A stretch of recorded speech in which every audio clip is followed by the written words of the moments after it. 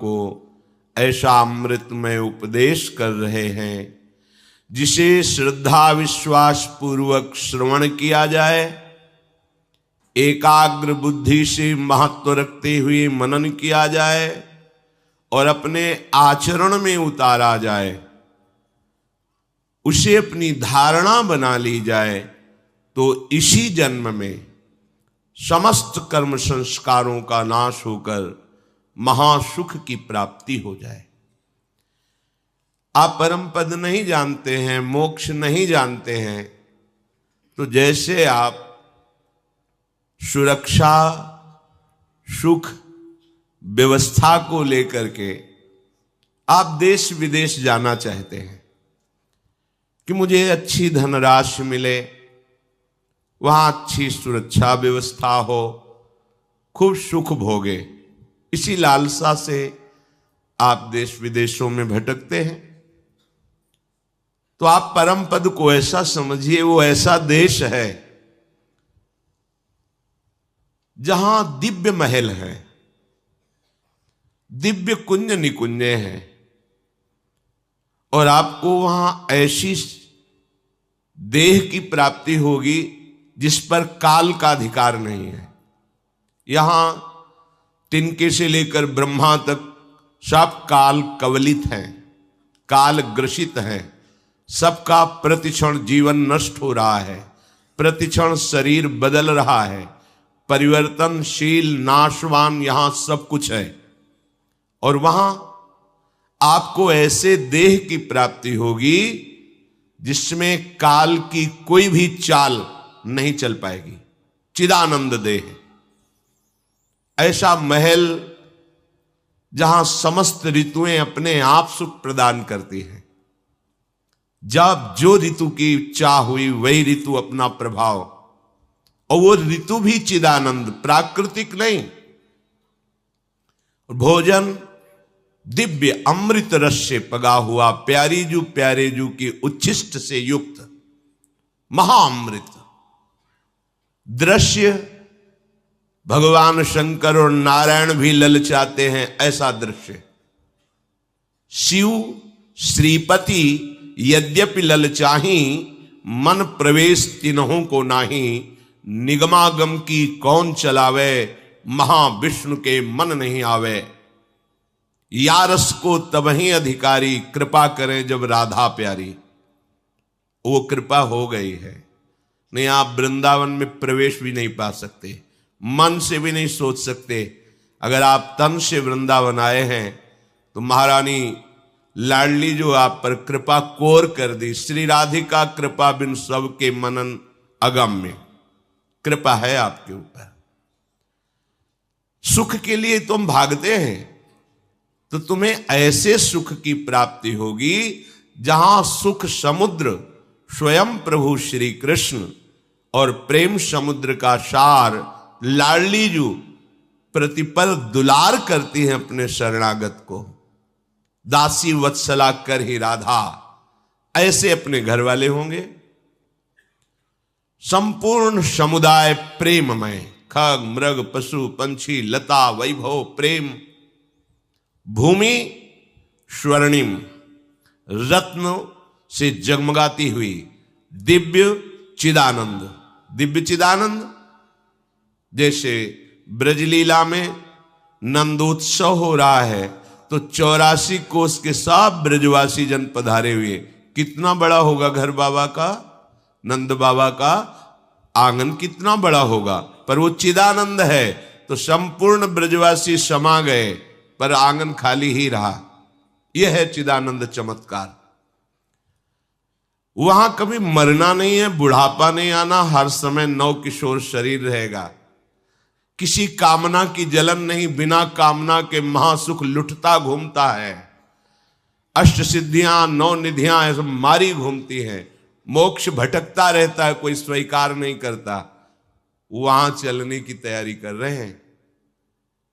आप समझो इसी सुख के लिए तो आप कहां जाएं, बोले अमेरिका जाएं, अमुक जगह जाएं, वहां अच्छा धन मिलेगा, अच्छी व्यवस्था मिलेगी, ये सब नाशवान है। हम तुम्हें निकुंज देश का परिचय देते हैं जहां माया काल कबहु नहीं व्यापे, इनकी पहुंच ही नहीं है। दुख अशांति क्लेश जन्म मृत्यु भय शोक विषाद हर्ष इनका प्रवेश ही नहीं है। ऐसे देश की बात करें, वो निकुंज देश है। जो आप चाह रहे हो उसकी संपूर्ण बहुतायत वहां मिलेगी, बस चलने की ठान लो। चलने की ठानने का तात्पर्य है अंदर से आपको तैयारी करनी होती है। जैसे आप अब भाई हम अमेरिका में रहेंगे तो उसके लिए हमें परिचय बढ़ाना पड़ेगा जो हमें अमेरिका का पास दिला दे। फिर हमें अर्थ की व्यवस्था करनी होगी जो वहां हम मकान खरीद सके, वहां अपनी व्यवस्था कर सके। हमें योग्यता चाहिए कि हम वहां कुछ कर सकें। बस ऐसे ही कुछ समझ लो। भगवत प्रेमी महात्माओं से परिचय बढ़ाओ, ये निकुंज का पास दिलवा देंगे। वहां के लिए धन इकट्ठा करो, परम धन राधा नाम। अपने भारत का पैसा रुपया भारत में चलता है, विदेश में जाओगे बदलना पड़ेगा, वहां का पैसा यहां बदलना पड़ेगा। तो निकुंज का जो पैसा है, धन है, वो परम धन राधा नाम।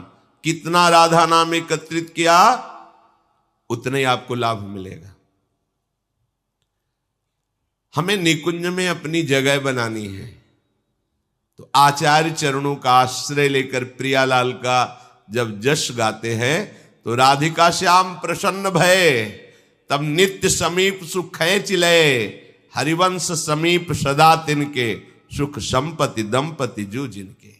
महासुख, उपासना की चरम सीमा, बिहारी बिहारिंजू के चरणों की आराधना। उपासना का परम फल बिहारी बिहारिंजू के निकुंज में प्रवेश पा जाना। मोक्ष पदवी जैसे तरंग समुद्र में लीन हो गई, अस्तित्व ही खत्म हो गया।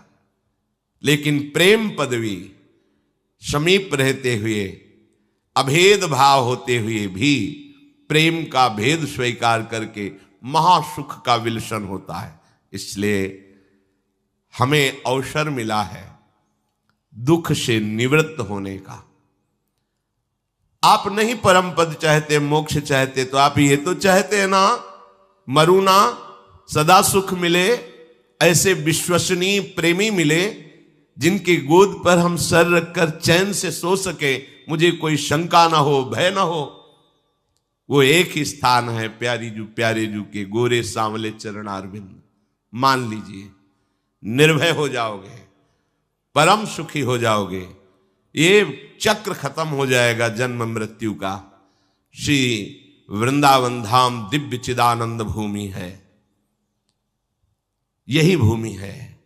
बस हमारे नेत्र माया से मलिन हो चुके हैं, पवित्र हो जाएं, हित के नेत्र खुल जाएं, प्रेम नेत्र जागृत हो जाएं, तो हमें इसी वृंदावन में दिखाई देगा कुंज निकुंजे, प्रिया प्रीतम और दिव्य सहचरियां कैसे श्री लाडली लाल को दुलार करती हुई महासुख में निमग्न है। ये महाप्रेम है। बढ़ो आनंद मोद सबके, महाप्रेम सुरंग रंगी, और न कछु सुहाए तिनको, जुगल सेवा सुख पगी। कैसा होगा जब मरने का भय नहीं होगा, शरीर छोड़ने का भय नहीं होगा। या हम जिससे प्यार करते वो बिछुड़ जाता है, क्या प्यार करें? शरीर से प्यार किया वो मर जाता है। जिससे प्यार करते सब काल के ग्रास बने हुए हैं, कब छूट जाए पता नहीं। यहां जो मेहनत करके धन संपत्ति एकत्रित करते हैं वो यही पड़ी रह जाती है, खाली हाथ यहां से जाना होता है। कितना धोखा है हमारे साथ, इसलिए सावधान हो जाओ। अनन्य चेता सततम यो माम स्मृति नित्य सहा। भगवान आदेश कर रहे हैं, तुम्हारा एक कार्य है, तुम मेरा केवल अनन्य चिंतन करो, मेरे नाम का निरंतर जप करो, मेरी लीलाओं का गायन करो, मेरी लीला कथा का श्रवण करो, मेरे भगवत प्रेमी जो महात्मा जन उनका संग करो, मेरी सेवा स्वीकार करो तो इसी जन्म में तुम भगवत प्राप्त हो जाओगे, अर्थात समस्त विषाद दुख संकटों से मुक्त हो जाओगे। श्री भगवान कृपा करके इस श्लोक में बता रहे हैं, मामुपेत्य पुनर्जन्म दुःखालयम शाश्वतम नाप्नुवन्ति महात्मानः संसिद्धिं परमां गतिम। हे अर्जुन, जो महात्मा लोग हैं वो मुझे प्राप्त कर लेते हैं। कल के सत्संग में कहा था सब महात्मा हैं, पर अपने स्वरूप को भूल करके देह भाव से युक्त होकर दुराचरण, गलत आचरण, दुर्वासना, दुष्चरित्र, इसके कारण हमको महात्मा पदवी से हटा दिया गया। नहीं, सब उस महान परमात्मा के अंश है, सब समान हैं, सब महात्मा हैं, पर अपने स्वरूप को भूलकर विषयों में रति करने के कारण हमारी दुर्गति हो गई। हम महात्मा पदवी से हट गए। नहीं, महात्मा हमारा स्वरूप है। वो महान परमात्मा ही हमारी आत्मा के रूप में स्फुरित हो रहा है, वही महात्मा है, वही महापुरुष है, हमारे हृदय में बैठे हुए हैं। हम उनको भूल करके बाहर मित्र बना रहे हैं, बाहर शत्रु बना रहे हैं, बाहर अच्छा बुरा देख रहे हैं, बाहर दुख सुख अनुभव कर रहे। बस यही द्वंद्व हमें पीस रहे, नष्ट कर रहे, हम जान नहीं पा रहे। हे अर्जुन, महात्मा लोग मुझे प्राप्त करते हैं। महात्मा कौन? जो संसार से विमुख होकर भगवान के सन्मुख होकर जितने कार्य हैं वो सब प्रभु के लिए करता है और अभ्यास करता है, बराबर नाम चलता रहे, उसे ही महात्मा कहते हैं। भगवत चिंतन परायण, सर्वत्र भगवत दर्शन की भावना ही महात्मा का स्वरूप है। वासुदेवा सर्वम इति सा महात्मा सुदुर्लभा। सा महात्मा वो महात्मा है कौन? जो सब जगह अपने आराध्य देव को देखते हुए निरंतर भजन परायण है। चाहे गृहस्थ हो, विरक्त हो, जवान हो, बूढ़ा हो, कोई भी हो, किसी को भी ये ज्ञान प्राप्त हो सकता है, क्योंकि शरीर अवस्था से ज्ञान का कोई लेना देना नहीं। हम तो बहुत जन्मों से भटक रहे हैं, बहुत शरीर छोड़ रहे हैं, पर हम तो वही है ना, हम तो पुराने ही है ना, नए शरीर है, कपड़े की तरह हम बदलते रहते हैं। पर हम शरीर को कपड़ा ना मान करके मैं मान लिया, मेरा मान लिया, अहमता ममता कर ली, यही हमारा पतन करा दिया। हम महात्मा पदवी से गिर गए। अब हमें संभलने का अवसर मिला है, उठो ऊपर। प्रभु कह रहे हैं जो महात्मा जन हैं वो मुझे प्राप्त करते हैं, फिर उनका जन्म नहीं होता। कहां? दुखालयम, इस दुख में। भगवान इसे दुखालय करें, आप सुख खोज रहे। कैसी मूढ़ता है, जिसने रचा है वो कह रहा दुखालयम और आप इसमें सुख खोज रहे हैं और सुखी हो रहे हैं। ऐसे ही समझ लो जैसे कोई शराब पीकर नाली में पड़ा है, तो आपको कैसा लगता है? बेचारा पैसा भी खर्चा किया और देखो नाली में पड़ा है। पर उससे सुबह पूछो तो फिर वो पैसा एकत्रित करके ठेके में जाना चाहेगा। यही भगवान की विचित्र मोहिनी माया है। इस दुखालय में फिर उसका जन्म नहीं होता, क्योंकि यहां सब कुछ मशाश्वतम, नाशवान है। यह सब कुछ नाशवान है। गो गोचर जहां लगु मन जाई, सो सब माया जानो भाई। भगवान का भजन करने वाला भगवत प्राप्त महात्मा इस संसार में जन्म नहीं लेता, क्योंकि दुखमय है, परिवर्तनशील, नाशवान है। इसलिए गताह, वो मेरे ऐसे परम पद को प्राप्त होता है जहां पुनः आना नहीं होता।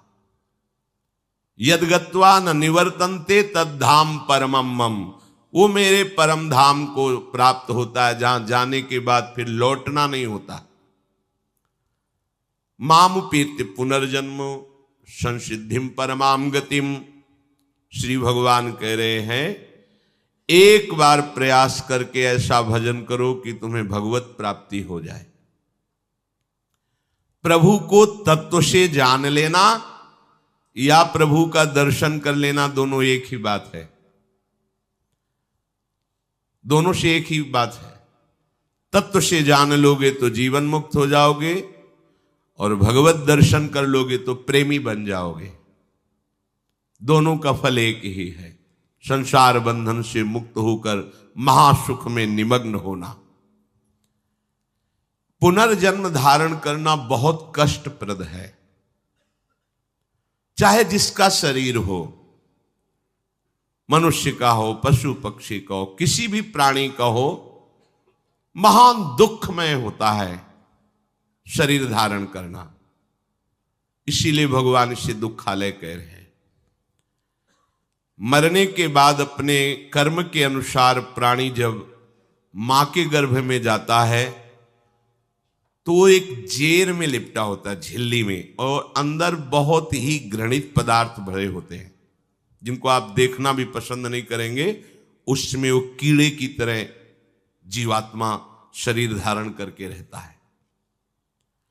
जब उसको प्रसव वायु बाहर के लिए ढकेलती है, जेर से निकलता है, इसमें लिखा हुआ है जैसे किसी की जिंदा चमड़ी उतारी जाए तो कितना कष्ट होता है, ऐसे उसको कष्ट होता है मां की गर्भ से बाहर निकलने में, उस जेर से बाहर निकलने में। जो श्री भगवान का भजन नहीं करते उनकी क्या गति होती है, भगवान ने बताया कि जो महात्मा जन हैं वो मेरा भजन करके मेरे को प्राप्त होते हैं, उनका पुनर्जन्म इस संसार में नहीं होता। पर जो प्रभु से विमुख हैं, ध्यान से सुनिएगा, जो प्रभु से विमुख हैं, भजन नहीं करते हैं, भगवान के चरणों का आश्रय नहीं लिए हैं, उनकी क्या दुर्गति होती है, उनको कितना कष्ट भोगना पड़ता है। तस्यै तस्य जनो नूनम नायम वेदोरु विक्रमम काल्यमानोपि बलिनो वायोरिव घनावली। पहले तो समझ लो कि ये काल किसी का मित्र नहीं है, किसी का शत्रु नहीं है, या किसी से प्यार नहीं करता, समय आने पर सबको नष्ट कर देता है। ये बड़ा बलवान है काल, आज तक इसे कोई अधीन नहीं कर पाया। ये सब का नाश करने पर तुला हुआ है। देखो ना, जरा सी भूमि हिली, हजारों लाखों लोग मर गए, निर्दयी काल को दया भी नहीं आती। आराम से मुस्कुराते हुए हंसते हुए गाड़ी में जा रहे हैं, सामने से ऐसा सब नष्ट, मर गए। एक काल किसी को नहीं बख्शता। पहले समझ लो, तुम जो मत वाले हो रहे हो, शास्त्राज्ञा का उल्लंघन करके भजन नहीं कर रहे हो, काल के निशाने पे हो, रौंद दिए जाओगे। ये दयालु नहीं है, बिल्कुल इसको दया नहीं है। ये पुत्र से पिता की मृत्यु करा दे, मां से पुत्र की मृत्यु करा दे। देखो ना, मां गर्भ में ही बालक की हत्या कर देती है। बड़ा बलवान है काल, किसी के वश में नहीं, किसी के अंकुश में नहीं, सब इसके अधीन है। वायु के द्वारा उड़ाया जाने वाला मेघ समूह जैसे बल को नहीं जानता वायु के, ऐसे ये चराचर जीव काल के बल को नहीं जानता है।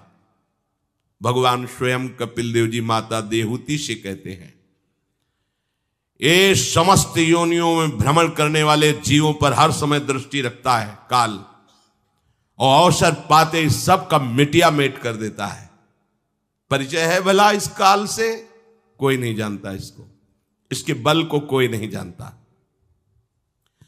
जीव प्रत्येक क्षण सुख की अभिलाषा से ही कार्य करता है। शास्त्र है, तुम्हारे मन की एक एक बात इसमें लिखी हुई है। प्रत्येक प्राणी जो भी चेष्टा करता है वो सुख के लिए करता है, चाहे चींटी ही क्यों ना हो, वो भी बड़े श्रम से एक दाना उठा करके घसीटती हुई जा रही है केवल सुख की लालसा से। तुम जो जो कार्य करते हो सुख की अभिलाषा से बड़े से बड़ा कष्ट उठा करके तुम उस क्रिया को पूर्ण करते हो और काल ताक में लगाए हुए तुमको वहीं नष्ट कर देता है। देखो ना, काल किसी को नहीं छोड़ता, उसको कभी शोक नहीं होता कि मैंने ये क्या किया। ये भगवान का रुद्र रूप है काल। मंदमती जीव बच सकता है काल से। समुझ जे आए शरण ते डरत ना काल डर। ओहो, जिए काल बश ना परे। भक्त जीता है काल के अधीन नहीं, भगवत भाव में जीता है वो। जब ध्रुव जी परम पद पर आरूढ़ होने के लिए तैयार हुए, भगवान का विमान आया, पार्षद आए, तो काल मूर्तिमान होकर कहा इस लोक से कोई भी मेरे आक्रमण से बच के नहीं जाता। ध्रुव जी ने कहा तुम्हें स्पर्श करने का बड़ा स्वभाव है, काल स्पर्श करे तो नष्ट हो जाए आदमी, झुको।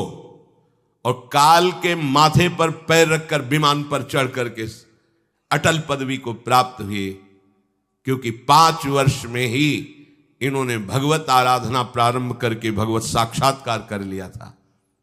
काल के सर पर माथे पर पैर रखकर, जो काल सबको नष्ट करता है उस काल के ऊपर पैर रखकर ध्रुव जी भगवान के पार्षदों के द्वारा उस विमान पर बैठकर परम पदवी को प्राप्त हुए। तुकाराम जी विठ्ठल विठ्ठल विठ्ठल, केशव विठ्ठल विठ्ठल विठ्ठलाम, माधव विठ्ठल विठ्ठल विठ्ठलाम। नाम जप के प्रभाव से सबके बीच में विमान आया और सदैव भगवत धाम गए। सदैव काल कहीं रोम को भी नहीं छू पाया। सदैव मीरा जी श्री लाल बिहारी में समा गई द्वारिकाधीश। सदैव जगन्नाथ जी में महाप्रभु चैतन्य देव समा गए। काल की गति नहीं कि छू सके। जिए काल वशना पर एक ही उपाय है, भगवान की शरण। और वो ये जीव मतिमंद जानता ही नहीं, वो अपने अहम में विचरता, मैंने इतना कमा लिया, ये कर लूंगा, काल सब एक क्षण में नष्ट कर देता है। जरा सी पृथ्वी हिली, बड़ी बड़ी बिल्डिंगों सहित रहने वाले चकनाचूर हो गए। सब कमाई, रुपया पैसा, पढ़ाई लिखाई, पदवी सब नष्ट भ्रष्ट कर दिया। जरा सा समुद्र में उफान आई कि प्रांत के प्रांत डुबो दिए, मिट्टियां मेट कर दिए। किसी ने आज तक काल को कभी नहीं दोष लगाया, क्योंकि वो इतने रूप धारण करता है, तुम इंगित ही नहीं कर सकते कि ये काल है। ये मंदमती जीव अपने इस नाशवान शरीर को बहुत ध्यान से सुनना, और शरीर संबंधियों को सब कुछ मानता है। घर, खेत, धन, परिवार, यही उसका जीवन होता है। ये शास्त्र है, जो तुम्हारा है वही इसमें लिखा है, जो इसमें लिखा है वही तुम में हो रहा है। इस संसार में ये जीव जिस योनि में जन्म लेता है, इसका स्वभाव है उसी में वो जीना चाहता है, आनंद मानने लगता है। चाहे जितनी घृणित योनि हो, वो उसी में सुखी रहता है। महाभारत में प्रसंग आता है, भगवान व्यासदेव जी जा रहे थे तो एक नाली का कीड़ा बड़ी तीव्रता से मार्ग पार कर रहा था। रोका और कहा क्यों इतनी शीघ्रता से तुम? वो बोले देखो ये घर घर करती हुई बैलगाड़ी आ रही, ये हमारे ऊपर चढ़ जाएगी, मैं मर जाऊंगा। अरे बोले तेरा इतना घृणित शरीर है, नाली में कीड़ा बन के रहता, मर जाएगा, योनि बदल जाएगी। तो बोले महाराज तुम्हें जितना ये व्यास शरीर प्रिय है, उतने मुझे कीड़े का शरीर प्रिय है। बड़ा प्रसंग है उसमें। ये जीव जिस जिस योनि में जाता है उसी में आनंद मानने लगता है। ये भगवान की माया से ऐसा मोहित हो रहा है कि ऐसे कर्म करता है जिससे नरक भोगना पड़े और नारकी योनियों में जाए, और वहां विष्ठादि कुंडों में, मवाद के पीप के कुंड, विष्ठा के कुंड में डाला जाता है, फिर उन्हीं का कीड़ा बनाकर यहां भेजा जाता है। हम ही तुम हैं, दूसरा कोई नहीं है। अब वो उन कीड़े की योनि को भी नहीं छोड़ना चाहता, वहां भी आसक्त होकर सुख मानता है। जैसे नृसिंह भगवान ने प्रहलाद जी को कहा कि तुम चाहते हो संसार का उद्धार हो जाए, लाओ तुम किसी को भी लिवा लो, मैं सीधे बैकुंठ ले जाऊंगा। जिससे बात करते तो कोई सीधे बैकुंठ जाने के लिए तैयार नहीं हुआ। कोई कहता कुछ समय दे दो, जो थोड़ा भावुक होते थे। कोई कहता क्या करेंगे बैकुंठ जाके, बेटी का ब्याह है, बेटा ऐसा ऐसा। कोई एक भी तैयार नहीं हुआ। गांव के बाहर निकले तो सूकरी बिष्ठा खा रही थी। बोले इससे ज्यादा दुख किसको होगा। सूकरी से कहा भगवान प्रकट हुए, कह रहे हैं धाम चलो, चल बैकुंठ। तो बोले मिलेगा बिष्ठा। बोले बैकुंठ में तो नहीं मिलेगा। बोले नहीं जाना बैकुंठ। वो बिष्ठा में इतना सुखी कि बैकुंठ जाने के लिए तैयार नहीं है। विष्ठा आदि भोगों में ही वो सुख मान लेता है, छोड़ना नहीं चाहता। ये मूर्ख अपने शरीर को, स्त्री पुत्र गृह पशु धन बंधु बांधवों को इतना प्यार कर लेता है कि उसे लगता है कि बस ये सब हमारे समीप रहे, इससे बड़ा भाग्य मेरा और कोई नहीं हो सकता। अब इनके पालन पोषण की चिंता में इसका हृदय जलता रहता है। दुर्वासना से दूषित हृदय होने के कारण इसके हृदय में ज्ञान नहीं होता। परिवार का पोषण करने के लिए पाप करने लगता है, मनमानी आचरण, जैसे धन आवे वैसे। ध्यान रखना, यदि आपने किसी निर्दोष को दंड विधान किया है किसी पदवी पे बैठ के, या किसी असहाय असमर्थ को अपने बल के द्वारा रौंद करके तुमने धन लिया है, या छल कपट हिंसा के द्वारा तुमने धन लिया है, तो किसी दूसरे की जरूरत नहीं तुम्हारा नाश करने के लिए, वो धन ही पर्याप्त है। जो धन तुमने लिया है तुम्हें किसी दूसरे दुश्मन की जरूरत नहीं, वो धन ही तुम्हारा सर्वनाश कर देगा। देख लेना, देख लेना, खुद अनुभव कर लेना। इसी जीवन में तुम्हें अनुभव होगा कि मैंने बहुत गलत किया है। मरते समय तक तुम्हें बोध हो जाएगा कि तुमने क्या किया है। अभी नशा है तुम्हारे दिमाग में बल का, बुद्धि का, तो देख लो कुमार्गामी प्रवृत्तियों के द्वारा धन कमा के, पर जब इसका परिणाम आएगा तो रोते नहीं बनेगा, रोने लायक भी नहीं रहोगे, आंसू भी नहीं निकल पाएंगे, आह मचेगी हृदय में। वो अपनी परिवार के पोषण के लिए इतना जलने लगता है कि तरह तरह की पाप की कमाई करके परिवार को सुखी करना चाहता है। हे माता जी, वो धन वस्तुएं कमा के लाता है और उल्टा स्त्रियों के द्वारा संभोग आदि के समय प्रदर्शित किए हुए माया में कपटपूर्ण प्रेम को वो अपना जीवन समझ लेता है। बालकों की मीठी मीठी तोतली बानी में वो इतना फंस जाता है कि दुख प्रधान कपटपूर्ण कर्म करके उनकी कामनाओं को पूर्ण करना चाहता है। दूसरे बेटे का अपहरण करके उसकी हत्या भले हो जाए, पर मेरा बेटा सुखी रहे। कैसे ऐसा हो सकता है? ऐसा कैसे हो सकता है? अगर किसी को तुमने 100 आंसू गिराए हैं तो 10,000 आंसू तुम तैयार रखो, तुम्हारे 10,000 आंसू गिरेंगे। तुमने किसी को अगर एक बार भी कटुवचन बोला है तो 10 बार तुम्हें कटुवचन सहना पड़ेगा। ये भूमि है, जैसे एक दाना फेंको तो सैकड़ों दाना पैदा कर देती, इसे कर्म भूमि कहते हैं। तुम्हारा कर्म बहुतायत होकर तुम्हें फल देगा, अच्छा या बुरा, जैसा कर्म किया है।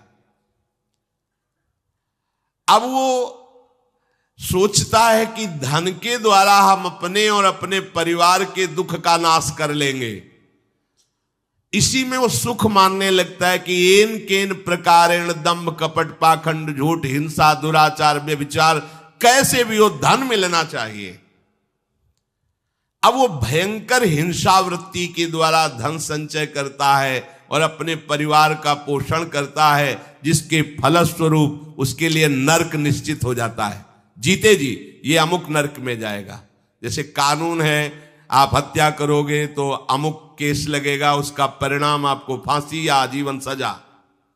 ऐसी पहले से निश्चित है, ये कर्म करोगे तो आपको ये नरक मिलेगा, ये कर्म करोगे इतने कल्प तक। वहां वर्ष नहीं चलते, कल्प चलते हैं।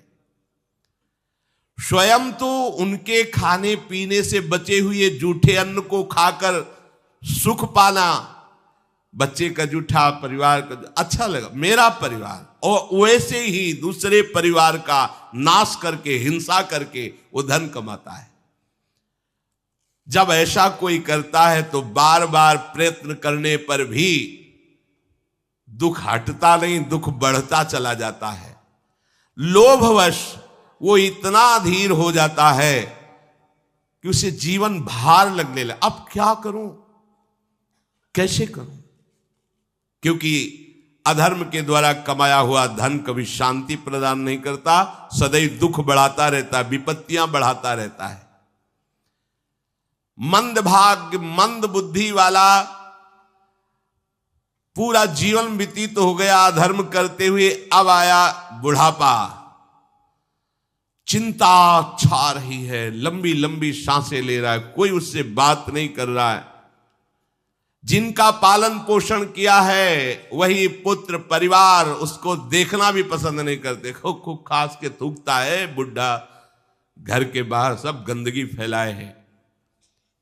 अगर कहीं साइड में कमरा पिछवाड़े टाइप कहीं हो तो ऐसे रखे जाते बूढ़े बाड़े, इज्जत खराब होती, सामने ही प्रवेश होते, खांस रहे बैठे हैं, कोई उनका आदर नहीं करता। जैसे किसान बूढ़े बैल की उपेक्षा कर देता है, ऐसे परिवार वाले उसकी उपेक्षा कर देते हैं। फिर भी उसे घर से वैराग्य नहीं होता, हरि की याद नहीं आती। उसने स्वयं जिनको पाला था वही उसका निरादर करते हैं, पक्का। एक बिंदौर है यमुना के किनारे, फतेहपुर जिला, उस समय भ्रमण में थे तो एक गांव की गली से निकलना पड़ा। तो कोई ऊपर से देख रहा था, वृद्धाया, बड़ा महल जैसा मकान बना था। स्वामी जी रुकिए रुकिए रुकिए, बोलिए क्या बात? मैं बहुत दुखी हूं, ये सब मैंने कमा के मकान बनाया है, मेरे बच्चे मुझे रोज गाली देते हैं, मारते हैं, अच्छे अच्छे पदार्थों बना के पाते हैं मेरे लिए, ऐसे ही क्या करूं? बाबा जी बन जाओ। बाबा जी से पूछोगे तो क्या बन जाओ? एकमात्र उपाय भगवान की शरण में हो, अब भजन करो, चौथी अवस्था है। बोले वो तुमसे बात नहीं बनेगी, चल दिया। क्योंकि लोगों की धारणा होती कोई जंतुर दे देंगे, कोई छूछा कर देंगे, काम बन जाएगा। बहुत गिरी हुई स्थिति लोगों की होती है। वो ये नहीं समझते कि राधा राधा कृष्ण कृष्ण कहने से सब दुख दोष नष्ट हो जाएंगे। तुम्हारा परिवार क्या तुम्हें विश्व प्यार करने लगेगा। जा पर कृपा राम की हुई, ता पर कृपा करे सब कोई। विश्व तुम्हें प्यार देगा, विश्व तुम्हें सम्मान देगा, यदि तुम विश्वेश्वर भगवान श्री हरि का नाम जप करोगे, उनका आश्रय। पर ये मार्ग किसी को नहीं समझ में आता। वृद्धावस्था के कारण उसका रूप बिगड़ गया, बुद्धि कमजोर हो गई, शरीर रोगी हो गया, अग्नि मंद पड़ गई, पुरुषार्थ और भोजन दोनों कम हो गए, बस घोर चिंता। अब पता ही नहीं चल रहा, सोच निकल गई, पड़ा है उसी गंदगी में। जब वो रो रो के कहता है ऐसा, तो पीटते हैं घर वाले, हमने देखा भी, पीटते हैं, पड़े पड़े हकता है, भरपूर भोजन नहीं देते, हगेगा कौन, फेंकेगा इसका। कैसी दुर्गति होती है। इसमें जो शब्द लिखा है, आस्तेव मत्योपन्यस्तम गृहपाल इवाहरन, गृहपाल कहते कुत्ते को, कुत्ते की भांति वो सबके अपमान सहता रहता है और रूखे सूखे टुकड़े खाकर जीवन निर्वाह करता है, फिर भी उसे भगवान की याद नहीं आती। मृत्यु का समय जब निकट आता है तो वायु उत्क्रमण से इसकी पुतलियां चढ़ जाती हैं, श्वास प्रश्वास की नलिकाओं में वायु आना जाना रुक जाता है, कफ भर जाता है। अब इसे श्वास लेने में भयानक कष्ट होता है, कंठ में घुरघुराहट, पर उसका मोह उन्हीं अपने बच्चे, परिवार, घर, शब्द, ये सब छूट जाएगा। बड़ी दुर्गति है। अंतिम समय क्या सोच रहा है, ये पत्नी छूट जाएगी, बेटे छूट जाए, और बेटों ने क्या उनके साथ व्यवहार किया, ये मोह है, ये मेरा कमाया हुआ मकान, कैसे छोड़ सकता हूं? तो छिपकली बन के आना, इसी मकान में रेंगना। पक्का आपका अंतिम फाइनल आपका चिंतन होता है, आपका चिंतन वही बनेगा जो जीवन भर आपने किया, उसके परिणाम में बंधु बांधव आकर घेर लेते और मनाने लगते हैं कि अब जल्दी मर जाए, भगवान उठा लें इसे। मृत्यु पाश के वशीभूत महान कष्ट को भोगता हुआ अपने परिवार का चिंतन करता है।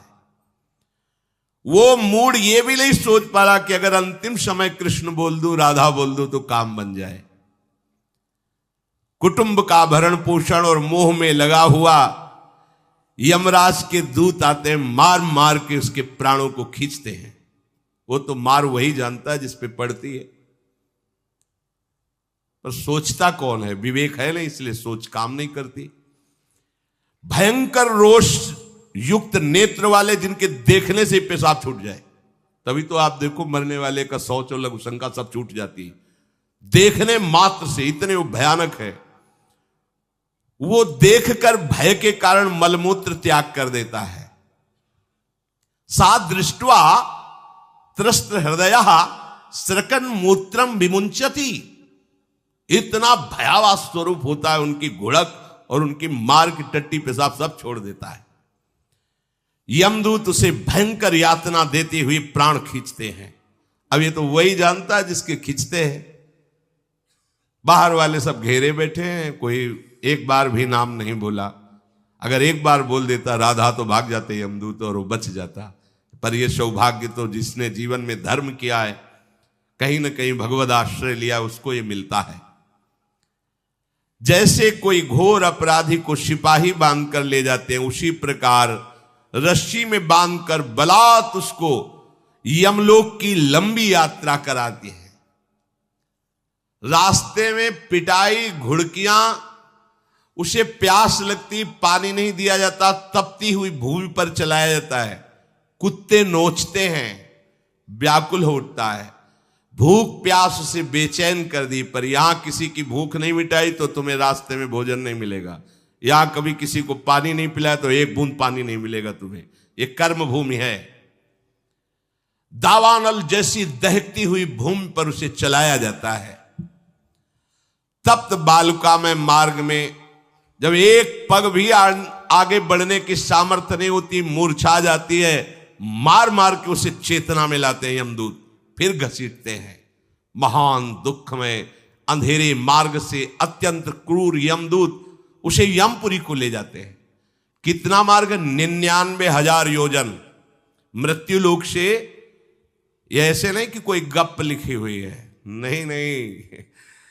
अब जैसे तिहाड़ जेल है, अब जानते ही नहीं तो क्या जानोगे? कहां तिहाड़ जेल? जाओ देखो जाके। आजीवन कारावास, कैसे बड़े कठोर कठोर, जैसा अपराधी वैसा दंड विधान। तो यहां थोड़ी दया है क्योंकि हृदय है, वहां हृदय नहीं है। वहां हृदयहीन शासक तुम्हारे पीछे लगाए जाएंगे। हृदय ही नहीं है, बस एक एक कर्म का हिसाब। जो हमने पढ़ा था पहली बार तो होश उड़ गए थे।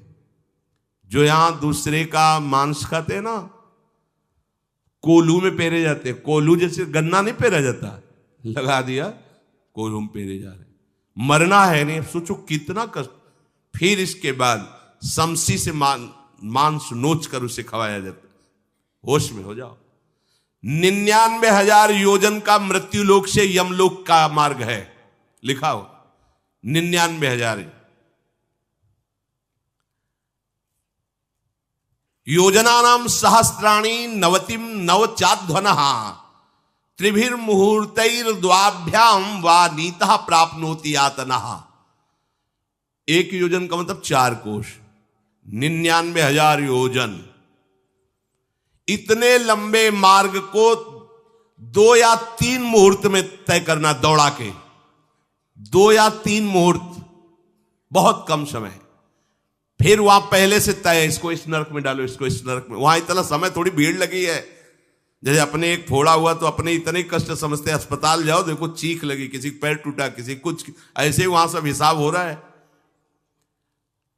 उसको धधकती हुई लकड़ियों में जलाया जाता है, कहीं दूसरों के द्वारा काट काट कर उसको उसका ही मांस खिलाया जाता है। यमपुरी के कुत्तों के भयानक दांत होते हैं, जिंदा, अब मरना है नहीं, वहां भयानक गिद्धों के द्वारा आंतें खींची जाती है। यहां सांप बिच्छू डांस जिसको मारा है वहां भयंकर रूप रखकर उसका खून पीते हैं। हिसाब है बहुत होश में। यहां तुम किसी के शरीर को काट दो तो मर जाएगा, वहां ऐसा नहीं होता, वहां बार बार काटा जाएगा, मरोगे नहीं, पीड़ा वैसे ही होगी। बड़े भयानक कष्टों को भोगता है, तामिस्त अंध तामिस्त रौरव आदि नरकों को भोगता है। हे माता, भगवान कपिल देव जी कहते हैं, जो पुण्य आत्मा लोग होते हैं स्वर्ग आदि में जाकर पुण्य भोगते हैं, लेकिन दोनों को फिर गिरना होता है, क्योंकि वो भगवान का भजन नहीं किए, इसलिए पुण्य भोग कर मृत्यु लोक आते हैं, वो पाप भोग कर नरक से मृत्यु लोक आते हैं। माता जब उनके भोग संपन्न होते हैं नरक आदि के, अब वो जन्म लेते हैं। फिर यहां ध्यान से सुनना, जब जीव को मनुष्य शरीर में जन्म लेना होता है तो प्रकृति में वर्षा के साथ आता है, प्रकृति में वर्षा के साथ आया, और फसल में मूली गाजर गेहूं अन्न इनमें वो जीव प्रवेश करता है और उसे माता पिता दोनों पाते हैं, तो सप्तम धातु वीर के रूप में परिणित होता है जीव। वो वीर कण के रूप में माता के उदर में जब प्रवेश करता है तो एक रात्रि में मां का और पिता का दोनों का वो जो वीर मिलता है, उस रज और वीर के मिलने से एक कलल सा बनता है। 5 रात्रि व्यतीत होने के बाद एक बुदबुदा सा बनता है। 10 रात्रि व्यतीत होने के बाद एक बेर की सी आकृति होती है। फिर उसके बाद उसमें धीरे धीरे मांसपेशियां बढ़ने लगती हैं। 1 महीने में उसके सिर निकल आता है, 2 महीने में हाथ पांव अंगों का विभाग होता है, तीसरे महीने में नख रोम अस्थि चर्म स्त्री पुरुष के चिन्ह प्रकट हो जाते हैं, 4 महीने में मांसादि 7 धातुएं प्रकट हो जाती है, 5वें महीने में चेतना जागृत हो जाती है। जैसे अपने चेतना, ऐसे 5वें महीने में गर्भस्थ शिशु की चेतना जागृत हो गई। जीव है पर चेतना 5 महीने बाद मां के गर्भ में जागृत। अब उसे भूख लगती है, प्यास लगती है, वहां की तापमयी जलन पीड़ा, छोटे छोटे कीड़ों के द्वारा काटना, 6ठे मास में झिल्ली से लपटा हुआ मां की दाहिनी कोख में कीड़े की तरह तड़पता है। उस समय माता को कड़वे और खट्टे पानी की लालसा होती है, जिससे उसके अंगों में जाकर भयंकर जलन होती है। यह है भोग। वो कृमि कीड़े की तरह तड़पता है। मलमूत्र के गड्ढे में बीच में झिल्ली में बंधा हुआ वो जीवात्मा सुकुमार तो होता है, वहां के कीड़े उसे नोचते छोटे छोटे, वो तड़पता है। माता प्रसन्न होती कि जब बच्चा हिलता है, बोले है उसकी दुर्गति हो रही, वहां भयंकर कष्ट पा रहा है। ऐसा क्लेश होता है कि क्षण क्षण में बेहोश होता रहता है। माता के खाए हुए कड़वे तीखे गरम नमकीन रूखे खट्टे यही पदार्थ पाने की इच्छा होती है माता, क्योंकि उसको भोग भोगना है। उसके कोमल शरीर में भयानक पीड़ा होती है जब माता ऐसे पदार्थ खाती है। गर्भाशय की झिल्ली में लिपटा हुआ, आंतों और मलमूत्र से घिरा हुआ सिर, पेट की और पीठ और गर्दन, ये कुंडलाकार ऐसे कंकण जैसा ऐसी आकृति गर्भस्थ शिशु की होती है। पिंजड़े में बंद पक्षी के समान पराधीन, ना तो वो हिलडुल सकता है ना बोल सकता है, बड़ा असमर्थ दुख को भोग रहा है, चेतना पूरी है। इसी समय भगवान द्रवित होकर उसे ज्ञान देते हैं, गर्भस्थ शिशु को, सबको। जे उसे ज्ञान होता है तो सैकड़ों जन्म के कुकर्मों से याद आते हैं, सैकड़ों जन्म के। ओहो, ये मेरे कर्म का ही फल, मैंने ऐसे कर्म किए इसलिए दुख भोग रहा हूं। बेचैन हो जाता है, कैसे निपट पाऊंगा, सैकड़ों जन्म के कर्म जमा है। अब महान अशांति उसके हृदय में, उस शरीर में भयंकर पीड़ा। कुंडलाकार शरीर है, हिल भी नहीं सकता है, बस कीड़े काटते, बड़ी तड़पन, बड़ी जलन, भूख प्यास की जलन, अब एक और भयानक जलन हुई। उसे स्मरण हो जाता है कई जन्मों के, सैकड़ों जन्मों के पाप कर्मों का। 7वां महीना आरंभ हुआ कि ज्ञान का उन्मेष हो गया। अब प्रसूति वायु उसे चला रही है, तड़पता है वो। सप्त धातु में स्थूल शरीर से बंधा हुआ वो जीव भयभीत होकर के पुकारता है, अगर कोई भगवान है तो एक बार मुझे यहां से निकाल दे। वो विनय करता है भगवान से, कोई अगर भगवान है जिसने मुझे इस बंधन में डाला है, एक बार निकाल दे यहां से, जाके केवल भजन करूंगा। जीव कहता, जंतुरुवाच तस्योपशन्नमवितुम जगदिच्छयात् नाना तनोर्भुवि चलच्चरणारविंदम सोहम ब्रजामि शरणम रकुतो भयम में येने दृशी गतिरदर्श सतोनुरूपा। हे प्रभु, मैं बड़ा अधम हूं। ये ज्ञान भगवान की तरफ से गर्भस्थ शिशु को होता है। देखो, स्वयं वो इतना कष्ट पा रहा है, फिर जब आप गर्भ हत्या करते हैं तो आपका पाप कितना बड़ा होगा, सोचो। सब माताओं से विनय है, संयम से रहो, सावधान रहो। ये हत्या ऐसी नहीं कि तुम्हारे दान पुण्य से क्षमा हो जाएगी। ये जो भ्रूण हत्या है, गर्भ हत्या है, बहुत बड़ा पाप है। आप लोग अज्ञान के कारण इसको ध्यान नहीं देते, इसे खिलवाड़ समझते हो। कितना ज्ञान है। बेटी ही मां है, बेटी ही बहन है, बेटी ही पत्नी बनती है, बेटी ही किसी के जीवन को धारण करने वाली बनती है। और आपने गर्भ में देख लिया बेटी है, तुम स्वयं मां होकर उसका साथ दे रहे हो, उसका नष्ट करने के लिए। हमारी तो बात ही समझ में नहीं आती, क्या बुद्धि भ्रष्ट हो गई। अगर पुरुष का इतना महत्व है तो बेटियां ना हो तो तुम्हारी कौन सी गति होगी, सोचो जरा। जीना मुश्किल हो जाएगा तुम्हारा। तुम पुरुष किस काम के रह जाओगे। तुम्हारा अर्धांग काट दिया जाए तो तुम कैसे होगे। ये स्त्री स्वरूप अर्धांग है। जिस घर में मां बहन नहीं है, स्त्री स्वरूप नहीं, श्मशान जैसा वो होता है। ध्यान दीजिए, ये बहुत बड़ी गलती है जो अपनी बेटियों की हत्या करते हैं। और ये वो पाप है जो अक्षम्य अपराध है। स्त्री हत्या करना शास्त्रों में बहुत बड़ा पाप कहा गया है। फिर वो तो बच्चा है, बिल्कुल नहीं। जिनसे हो गया है, श्रीमद् भागवत का सप्ताह मूल संस्कृत से सुनो और भगवान से प्रायश्चित प्रार्थना करो कि हे नाथ, भूल से गलती हो गई, दूसरा कोई उपाय नहीं। ध्यान से समझ लीजिए, तुम्हारे भ्रूण हत्या, गर्भ हत्या के पाप को नष्ट करने में एकमात्र श्रीमद् भागवत समर्थ है, दूसरा कोई नहीं। कोई दान पुण्य तीर्थ स्नान तुम्हें क्षमा नहीं कर पाएगा। यह ऐसा महापाप है। अगर हृदय में जलन करके और मूल संस्कृत के द्वारा पूरी 7 दिन में भागवत श्रवण की जाए नियम से, तो भागवत समर्थ है, इस हत्या के पाप से भी आपको मुक्त कर देगी। जिनके ऐसे हत्या हो गई हो करवा लो, नहीं तो बुद्धि आगे भ्रष्ट करके तुम्हें हरि गुरु से विमुख कर देगा। ये पाप ऐसा नहीं कि तुम्हें 2-4 माला घुमाने से क्षमा हो जाएगा। ये महत अपराध है। सबकी समझ में नहीं आता, समझ जाओ, नहीं तो आप जहां भी हो वहीं से भ्रष्ट कर देगा। ये अपराध नष्ट नहीं होगा, श्रीमद् भागवत की कृपा से नष्ट हो जाएगा। यह हमें बहुत विश्वास है। श्रीमद् भागवत सप्ताह की यह है ही महामहिम। प्रेत योनि को प्राप्त धुंधकारी को सीधे भगवत पार्षद स्वरूप देकर परम पद में आरूढ़ कर दिया। केवल 7 दिन की मूल संस्कृत एक भी श्लोक नहीं छूटना चाहिए। अगर सप्ताहिकी का पारायण हो तो इस भ्रूण हत्या, गर्भ हत्या से भी निवृत्ति मिल जाए।